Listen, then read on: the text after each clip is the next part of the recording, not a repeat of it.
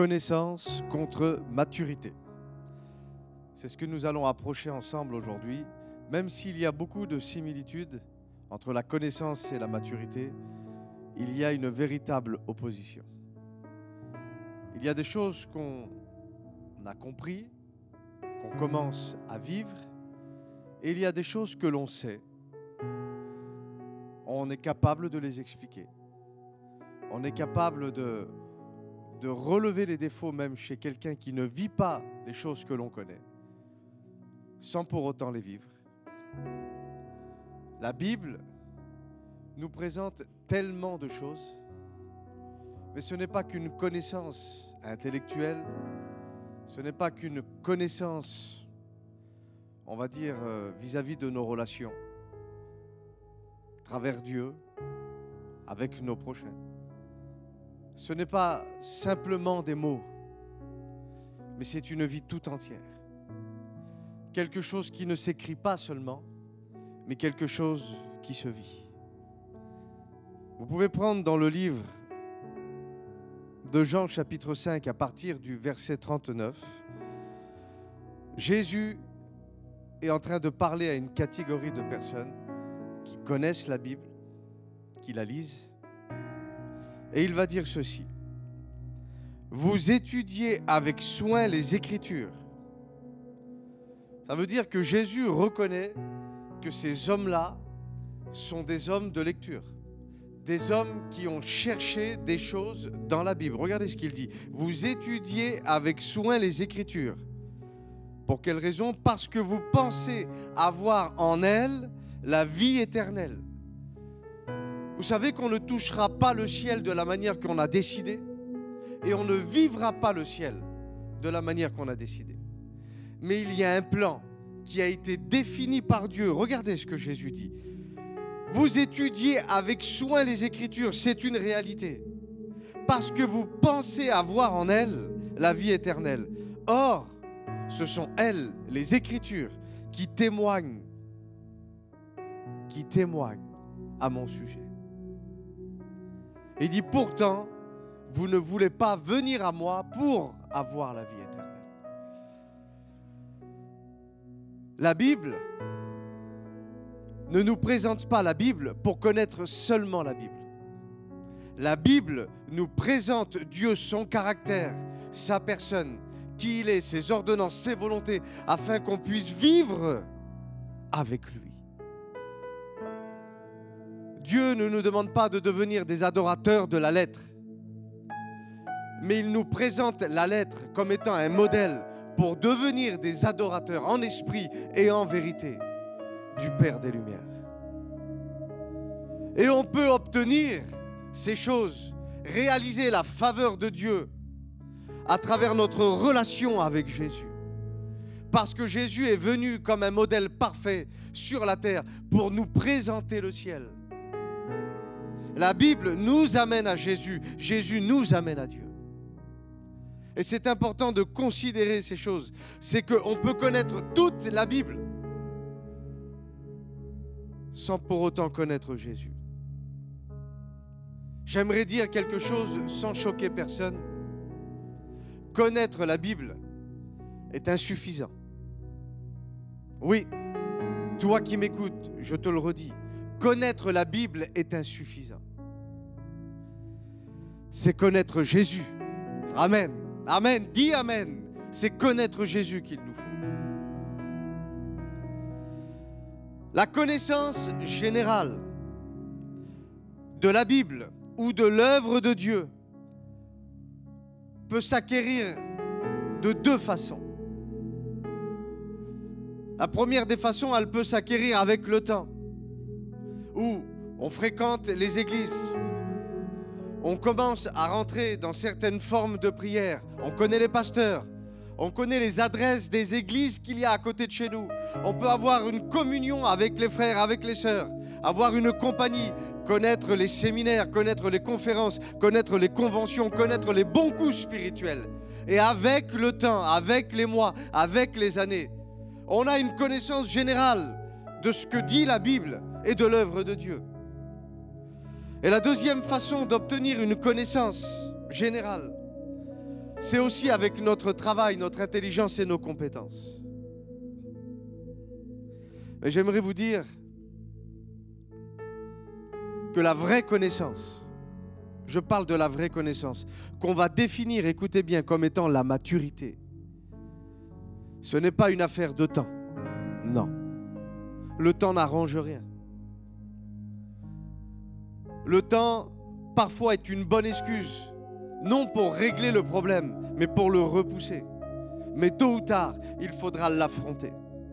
Parce que quand tu connais toutes les choses que la Bible dit et que tu n'es pas en mesure simplement de mettre en pratique 5% de ce que tu connais, ça va attirer sur ta vie des frustrations.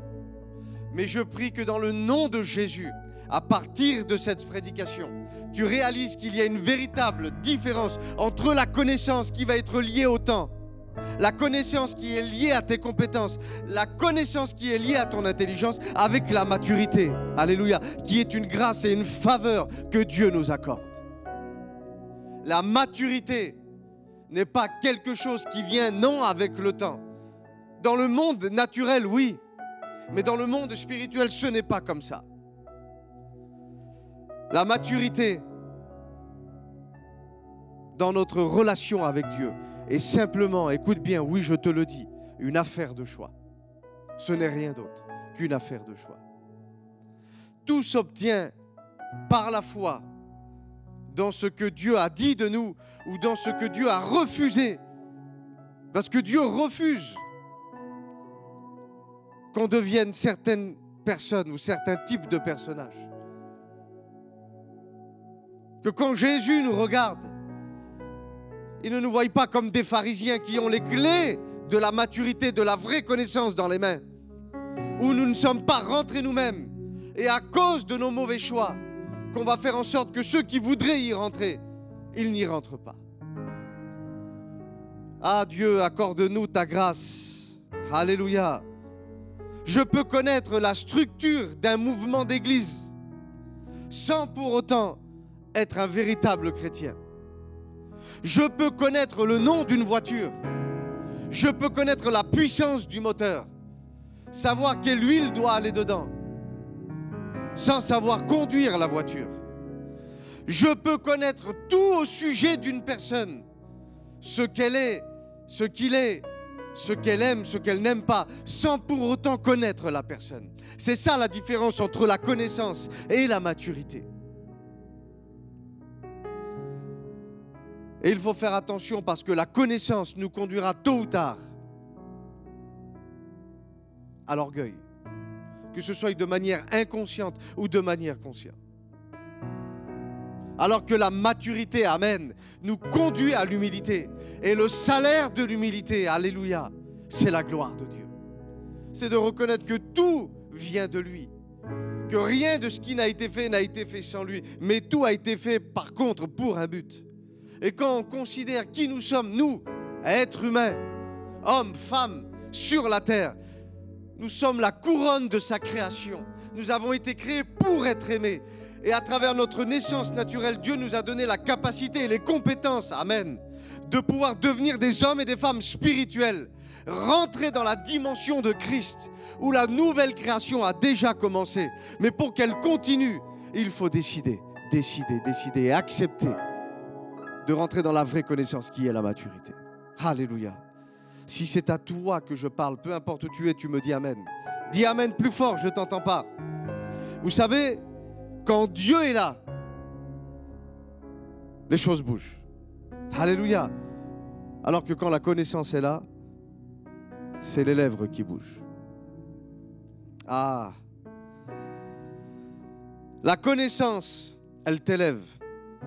Alors que la maturité, elle élève Dieu. La connaissance, elle te fatiguera. Alors que la maturité, elle te renouvellera. La connaissance, elle fatiguera ton entourage. Alors que la maturité, amen, elle donnera soif aux gens qui t'entourent. La connaissance, c'est connaître le nom de la personne. Alors que la maturité, écoute bien, c'est de connaître la personne. La connaissance, c'est Christ est en moi. Mais ce n'est pas suffisant. Alors que la maturité, c'est Christ vit et agit en moi et à travers moi. La connaissance, elle explique l'autorité, alors que la maturité, elle fait de toi une autorité. La connaissance, elle sait comment chasser un démon, alors que la maturité, elle chasse des démons. La connaissance te dit comment Jésus est, alors que la maturité te dit qui il est. Alléluia. La connaissance, elle peut vouloir tellement dire de choses qui ça semble spirituel, alors qu'il y a plus avec Dieu. Il y a une profondeur dans laquelle le Seigneur, le Saint-Esprit, voudrait nous faire rentrer. La connaissance, ça va nous conduire à la religion, alors que la maturité, elle nous conduit à Dieu. Amen. La connaissance, elle fait de l'ombre à Jésus, alors que la maturité, elle met Jésus en valeur. Alléluia. La connaissance te conduit à la Bible, alors que la maturité te conduit dans le Saint-Esprit. Est-ce que tu comprends de quoi je parle? Est-ce que tu comprends de quoi je parle? Alors je voudrais qu'on se pose une question ensemble. Comment pourrions-nous faire pour arriver au point de bascule, pour passer de la connaissance à la maturité?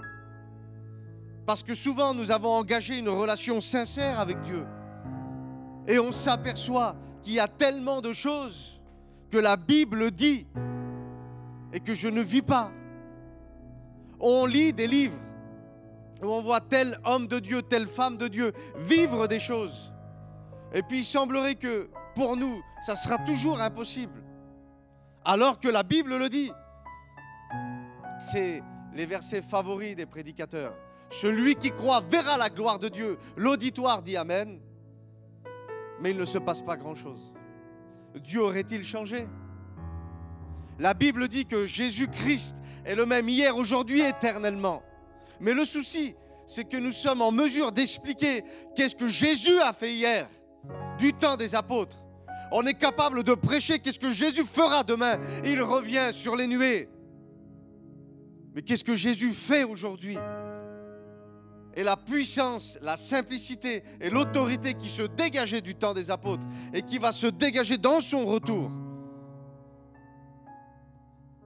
Jésus est capable et au-delà d'une capacité, il y a sa volonté. Il veut agir aujourd'hui. Et dans l'Église, il faut comprendre que tout est grâce. Mais que pour être au bénéfice de la grâce, il y a des portes et des chemins qu'il va falloir explorer et emprunter. Alors comment est-ce qu'on peut faire pour arriver à ce fameux point de bascule, pour passer de la connaissance à la maturité? Et j'aimerais te dire que de ton attitude dépendra ton altitude et ton élévation. C'est une attitude à adopter. Vous savez, il y a des hommes et des femmes dans la Bible qui n'ont pas prié et ils ont fait changer le cours de l'histoire. Oui, parce qu'elles avaient compris qui elles étaient, qu'est-ce que Dieu attendait d'eux. Et ils avaient compris que l'être humain a aussi un rôle. Il doit s'impliquer dans cette œuvre. Et qu'on va vivre les choses sur la terre en fonction des choses que l'on croit. J'aimerais te dire que si tu changes ce que tu crois, tu vas changer ta vie. Si tu changes ton attitude, alléluia, tu vas changer ta vie. Il faut se revêtir de cet impératif d'humilité. L'humilité, c'est l'abaissement volontaire. C'est la reconnaissance de cœur, dans un esprit de gratitude. Avoir l'humilité de faire quoi? De se remettre sans cesse en question. Ce n'est pas parce que hier j'ai obtenu quelque chose par telle prière ou de telle manière que demain ça sera le même fonctionnement. Non, il faut apprendre à être sensible à ce que Dieu nous dit à travers sa parole écrite et à travers sa parole audible, celle qui résonne dans nos oreilles et dans nos cœurs. Une relation de cœur à cœur, un face à face. Pouvoir accepter de dire non, je suis encore trop vivant dans ce domaine. Je suis encore trop vivant dans ce domaine. Non, la révélation du Christ ressuscité, c'est au tombeau, c'est dans la mort. Il faut avoir l'humilité et accepter, alléluia, de mourir à nous-mêmes. Premièrement, de savoir que c'est possible. Et deuxièmement, d'accepter cette possibilité-là. Parce que des fois, parce qu'on connaît les choses, parce qu'on connaît les versets, il y a une réputation qui s'est installée autour de nous. Mais le cœur, la vie, les angoisses, toutes ces choses sont encore trop présentes. Alors que la Bible nous dit qu'en Christ, nous sommes une nouvelle créature et nous devenons des ambassadeurs du ciel sur la terre. Et il y a un rang à maintenir. Alors je ne dis pas qu'il n'y aura pas des situations d'échec, mais écoute bien, échec, ce n'est pas échec et mat. Ce n'est pas parce que tu mets des genoux à terre que tu vas finir à terre, non. Pas ma volonté, parce que des fois il y a de la souffrance, parce que tu connais trop. Mais Père, ta volonté. Et là, tu décides de vivre l'extraordinaire divin. Là où tu rentres dans la dimension de la maturité. Là où tu vois au-delà du monde naturel, mais tu vois le monde spirituel. Qu'en fonction de ton attitude, tu vas pouvoir faire bouger les anges en faveur de l'Église, en faveur de ta vie, en faveur de ton foyer, en faveur de ton Église, de ton ministère, de ta fonction, de ton service. Que Dieu te fasse réaliser ces paroles dans le nom de Jésus. Que tu réalises, oui, que ce n'est pas réservé à une élite, non. Mais que toute personne qui croit et qui veut expérimenter ces choses, Dieu a déjà, il ne va pas le faire, Dieu a déjà tout mis en œuvre. Et tu vas aller te servir dans le tout accompli. Cette attitude à adopter, c'est aussi de reconnaître. Ça, il faut rentrer en nous-mêmes, de reconnaître qu'il y a un abîme, quand même, entre ce que je connais et ce que je vis. Entre ce que je dis, ça c'est ma connaissance, et ce que je vis, ma maturité. L'humilité, écoute bien, la mort à nous-mêmes, la reconnaissance de nos faiblesses. C'est ça qui va nous conduire à nous réengager, écoute bien, dans une relation honnête avec Dieu et à être pour de vrai,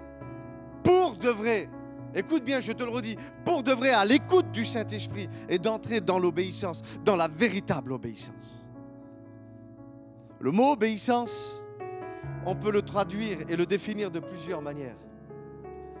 On peut traduire le mot obéissance par entendre, écouter, accorder, se mettre en accord, ne faire plus qu'un avec la personne qui nous donne ces choses. Pouvoir être reconnaissant et de dire Seigneur, oui, je veux apprendre. Et le mot obéissance veut aussi dire être exaucé. Et c'est important de comprendre ces choses.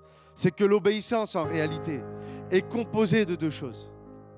Elle est composée de l'écoute et de la mise en pratique. L'obéissance est composée de l'écoute et de la mise en pratique.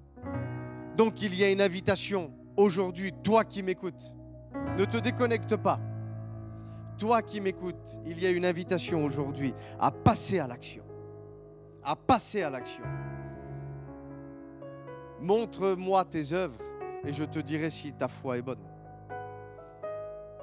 Une véritable foi engendre toujours des actions. Que veux-tu que je te fasse? Qu'est-ce que tu veux du Seigneur? Et ce soir, j'aimerais te poser cette question. Est-ce que ta connaissance est suffisante? Mais sois honnête avec toi-même. Ou est-ce que tu veux véritablement réaliser qu'il y a plus? Et que tu as entendu des prédications où des hommes de Dieu prêchent et ils expliquent des choses extraordinaires qui sont liées à leur appel. Quand tu lis des choses dans la Bible, que tu vois des Moïse, que tu vois des femmes comme Esther, comme tu vois des David, quand tu vois des Marie, quand tu vois des Pierre, des Paul, des Jacques, Seigneur, pourquoi on ne rajouterait pas ton prénom? Il est réservé à quelques-uns d'entrer dans cette bénédiction, dans ce repos, dans cette vie de Dieu.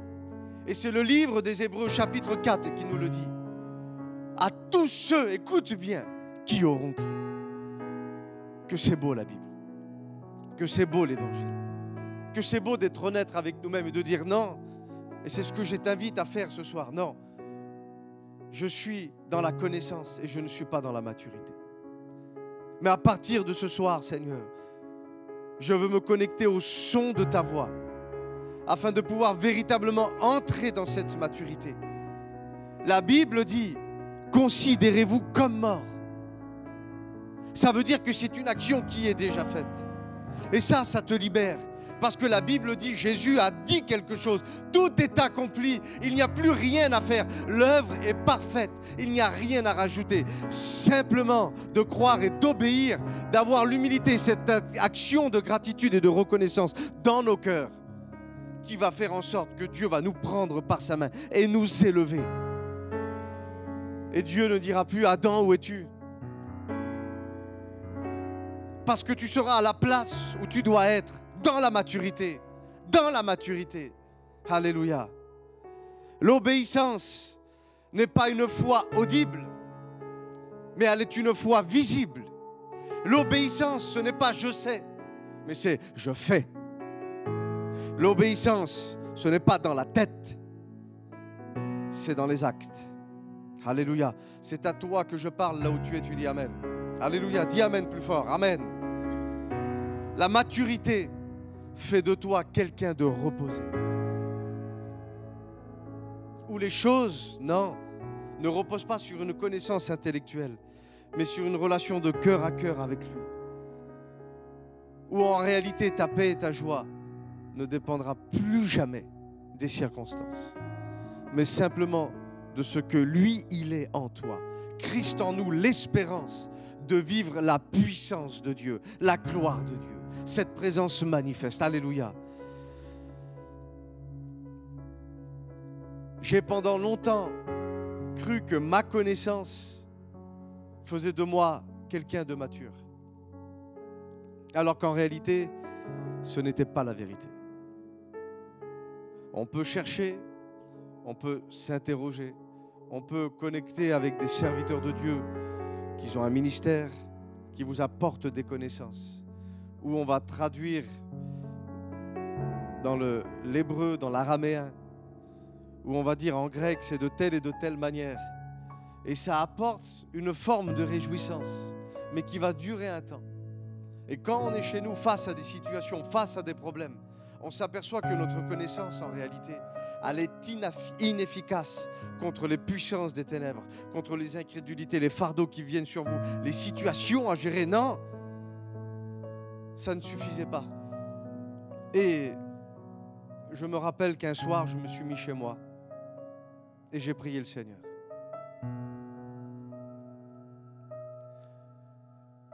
Et Dieu m'a conduit sur YouTube à écouter la prédication d'un frère. Et ce frère prêchait sur le tout accompli. Il prêchait sur le repos de Dieu. Et ma connaissance me disait qu'il fallait que je fasse des choses pour entrer dans le repos. Il fallait prier, il fallait jeûner, il fallait aller à la réunion, il faut se comporter bien. Non. J'ai beaucoup marché, mais je me suis beaucoup fatigué. Et je m'étais assis ce soir-là, je me rappelle, j'étais dans ma caravane, et j'ai écouté cette prédication. Et cet homme de Dieu avait dit, vous savez, quand Dieu fait Shabbat, quand il se repose le 7e jour, il ne se repose pas à cause d'une fatigue. Mais il dit, il se repose, pourquoi? Parce qu'il n'y a plus rien à faire. Tout a été fait parfaitement. Tout a été mis à sa place. Tout fonctionne comme il faut. Et il n'y a plus rien à rajouter.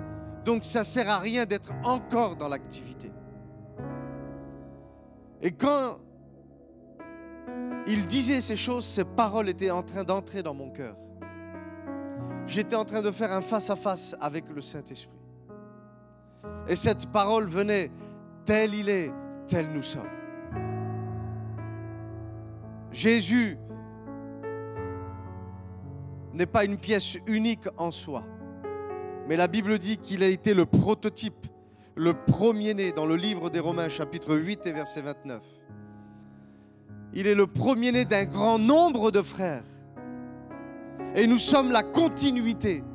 Nous sommes partisans du même héritage, de la même fonction sur la terre, de vivre les mêmes choses. On peut passer par les mêmes souffrances, mais on peut dominer sur ce qui essaye de nous dominer.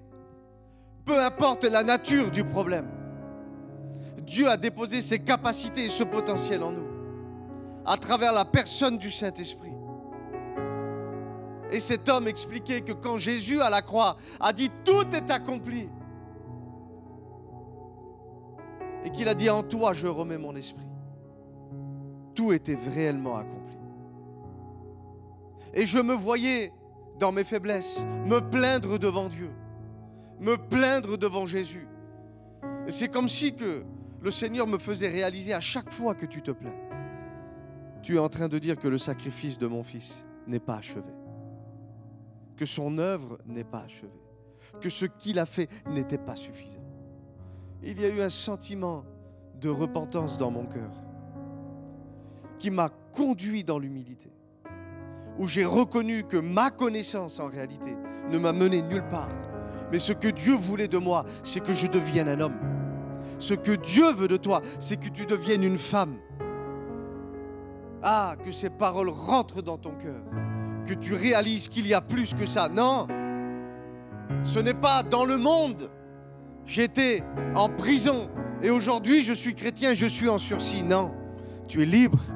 Amen, tu es libre. Tu es libre de tes décisions. Tu es libre de tes émotions. Et tu vas être libre des choses que tu vas vivre ou pas sur la terre. La maturité doit écraser ta connaissance et prendre le dessus. Alléluia. J'ai demandé pardon à Dieu de tout mon cœur.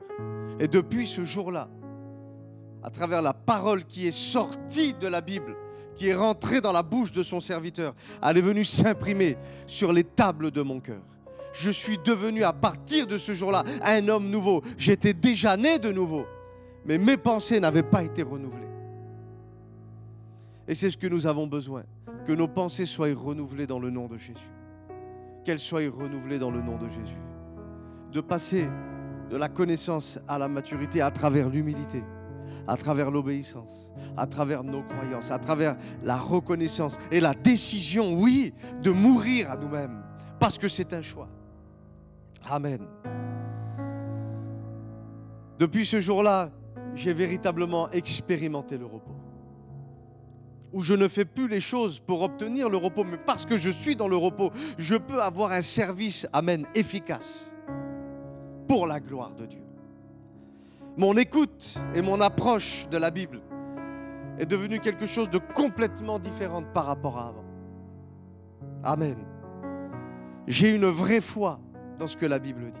Ce n'est pas parce que je ne vis pas certaines choses qu'elles n'existent pas. Non. Si je ne les vis pas, ce n'est toujours pas à cause de Dieu, non. Mais c'est certainement qu'ici, il y a quelque chose qui bloque. Et si Dieu a créé des portes de repentance, des portes d'humilité, des portes d'obéissance et des portes de persévérance, eh bien, je verrai la gloire de Dieu à travers les portes que Dieu a placées devant moi. Alléluia. Je sens que je suis en train de parler à quelqu'un. Et ça a fait quelque chose dans ma vie. Je suis devenu, par la grâce de Dieu, un homme d'action. Quelqu'un qui n'a plus peur de prier pour les malades. Quelqu'un qui n'a plus peur de chasser les démons. Quelqu'un qui n'a plus peur d'être devant une foule où plein de gens n'aiment pas le Seigneur. Mais je peux leur dire que Dieu les aime. Je peux leur dire que le diable ne les aime pas. Et je peux leur dire que Jésus guérit et que Jésus délivre. La connaissance et la maturité. Ce qui va faire sortir ce qu'il y a dans ma tête et dans mon cœur et ce qu'il y a dans la Bible, c'est véritablement ma croyance sur ce que Dieu a dit de moi. Alléluia. Connaissance contre maturité. Est-ce que tu sais ce que Dieu dit de toi? Dieu dit qu'il t'aime d'un amour éternel. Dieu dit de toi que tu es le sel de la terre. Dieu dit de toi que tu es la lumière du monde. Dieu dit de toi que tu es son temple. Et que celui qui s'attaque à sa maison, Dieu le détruira. Dieu dit à ton sujet que quand les fils de Dieu seront révélés, même la nature allonge son cou pour voir ça. Ça veut dire qu'il y a une attente. J'aimerais te le dire, qu'il y a des personnes qui sont liées chez elles, qui attendent une seule chose, c'est que tu rentres dans la maturité et que tu ailles les délivrer.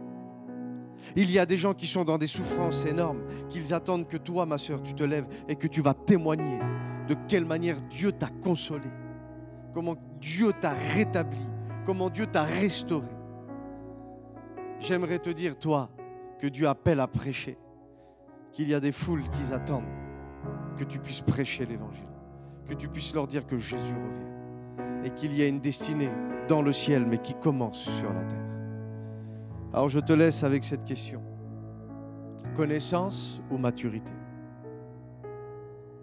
Que Dieu vous bénisse.